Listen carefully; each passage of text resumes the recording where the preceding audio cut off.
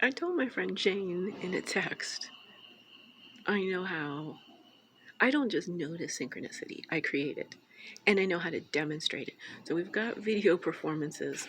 This is number 3. We're reading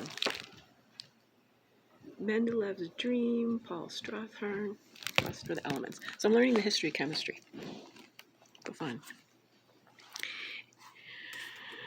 Okay, so we're being introduced to the German engineer and inventor Otto von Guernicke. That's not his name. There's not an N in there, but that's what I gotta say right now. Who settled in Magdeburg with his young wife and family in 1627. 4 years later, he was forced to flee as the Protestant city was overrun and razed to the ground amid scenes of savagery and mayhem by the Catholic army of the Holy Roman Emperor. Okay, so at the end of the 30 Years' War, Guernicke, I wish there was an N in there, Guericke returned and employed his engineering skills to supervise the rebuilding of Magdeburg, later becoming mayor of the city for over a quarter of a century. Guericke was the first of a new breed.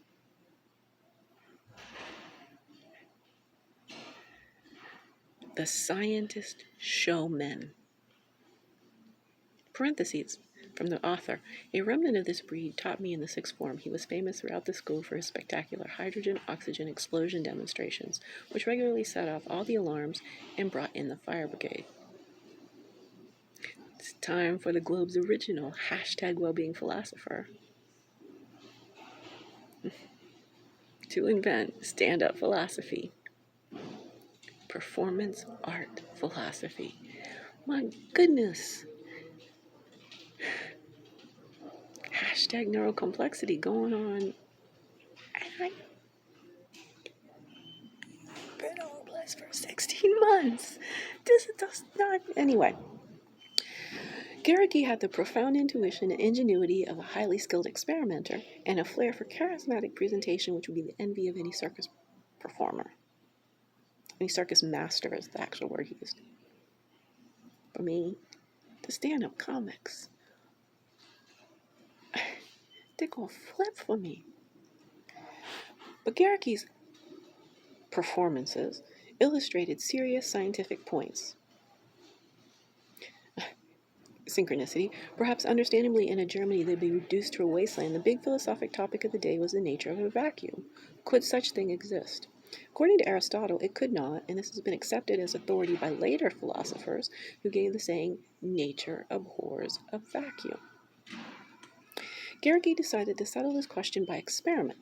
In 1650, he invented, and we won't go through all that, we gotta move on. Guericke's most famous performance was carried out on 8 May 1654 before the Emperor Ferdinand III and attracted vast crowds from all over Saxony. This time his experiment involved 2 large hollow copper hemispheres. They're known as the Magdeburg hemispheres. And so what he did, the big huge things, right? As the Emperor sat enthroned on his platform above the crowd gathered in the sunlit square before the Parliament building. All watched expectantly as he greased the rims of the 2 hemispheres and carefully fitted them together. Then the blacksmith began vigorously pumping the air from outside the sealed globe. After a while, he was joined by his assistants, and as the cranking of the pump became more and more laborious, the crowd then watched in amusement as a team of 8 horses, harnessed together, was led into the square, attached to one hemisphere of the copper globe. Another team of 8 horses was then attached to the other hemisphere. As a signal from Guericke, the 2 teams of horses strained forward in opposite directions, attempting to pull the 2 hemispheres apart. The crowd fell silent as the powerful dray horses heaved, but no matter how they were whipped, they were unable to separate the hemispheres. Guericke now addressed the Emperor and the crowd.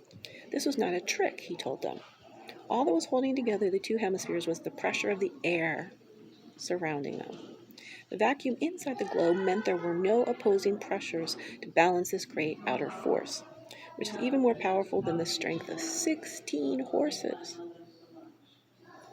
The Emperor was amazed, an emotion that was clearly echoed on the gaping faces of his gathered subjects, who now began to applaud.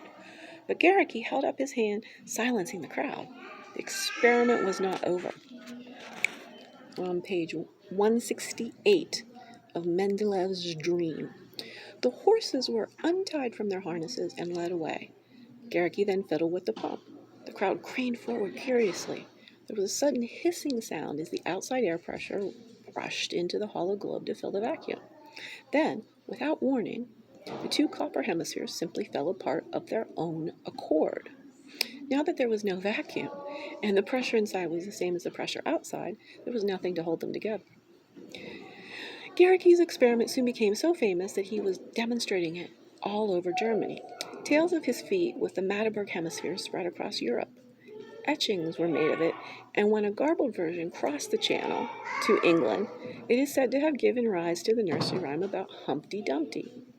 Humpty Dumpty sat on a wall, Humpty Dumpty had a great fall. All the king's horses and all the king's men couldn't put Humpty together again.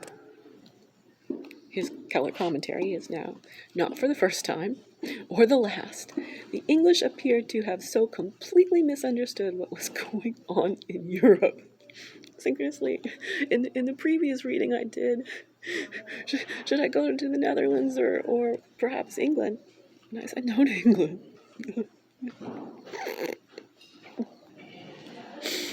That's creating synchronicity. I had a gut intuition, no, I'm not heading to England. And then I get the data from one of science's most extraordinary experiments. Am I an experimenter?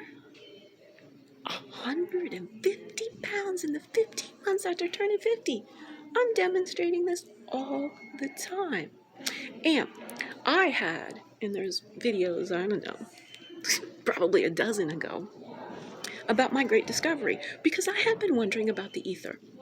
And my question is, are there non-man-made vacuums?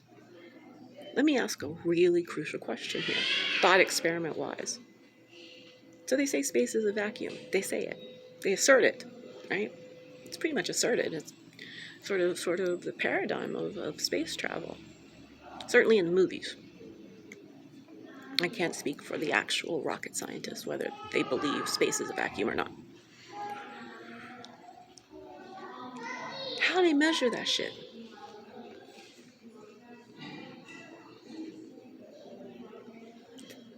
Nobody's measured in this particular way that space is a vacuum.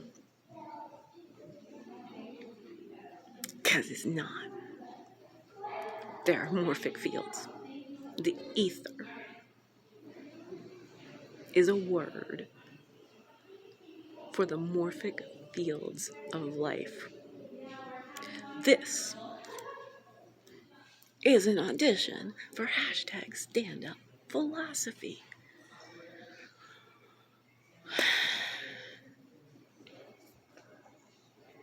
World evolving, life-centric thinking, done with flair.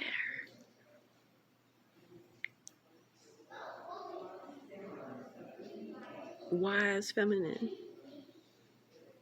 seducing. Come. This is complex. You're gonna have to stick with me for a while. But then you're gonna understand your own human potential. Harmony.